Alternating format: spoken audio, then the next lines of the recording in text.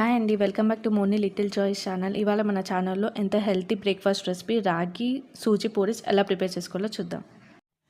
ఇక్కడ ముందుగా ఒక గిన్నెలో 1 టేబుల్ స్పూన్ ఆఫ్ సూజీ రవ్వ, అదే అండి ఉప్మా రవ్వ, అండ్ ఇంకొక గిన్నెలో 2 టేబుల్ స్పూన్ ఆఫ్ రాగి పౌడర్ తీసుకుంటున్నాను. ఈ రాగి పౌడర్ ఇంట్లోనే ప్రిపేర్ చేసుకున్నది. ఇప్పుడు స్టవ్ మీద ఒక ప్యాన్ పెట్టేసుకొని కొద్దిగా మకానా తీసుకొని ఇలా దూరగా డ్రై రోస్ట్ చేసుకోండి.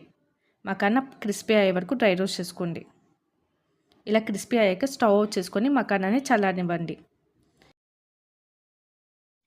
ఇప్పుడు అదే గిన్నెలో 1 టేబుల్ స్పూన్ నెయ్యిని యాడ్ చేసుకోండి. నెయ్యి కాగిన తర్వాత మనం పక్కన పెట్టుకున్న సూజీ రవ్వని అలాగే రాగి పౌడర్ని రెండింటిని దూరగా నెయ్యిలో డ్రై రోస్ట్ చేసుకోండి. ఒక 2 నిమిషాలు ఇలా దూరగా వేయించుకోవడం వల్ల మనకి టేస్ట్ అనేది చాలా బాగుంటుంది.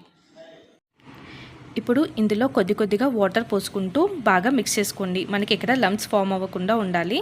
సో కొద్దిగా మీకు అవసరమైతే ఇంకొన్ని వాటర్ పోసుకొని ఇట్లా ఎక్కడ ఉండలు రాకుండా బాగా మిక్స్ చేసుకోండి.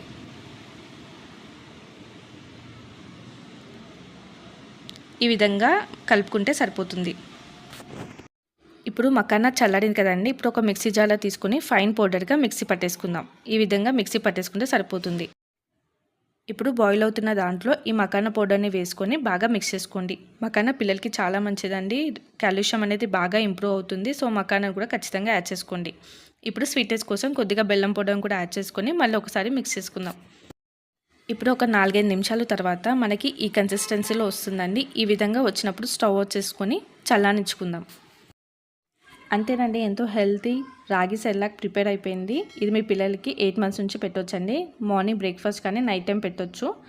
కొద్దిగా గోరువెచ్చగా ఉన్నప్పుడు తినిపించండి. మీకు ఈ రెసిపీ నచ్చినట్టయితే ప్లీజ్ మన ఛానల్ని లైక్ చేసి సబ్స్క్రైబ్ చేసుకోండి. ఇలాంటి మరెన్నో వీడియోస్ మిస్ కాకుండా ఉంటారు.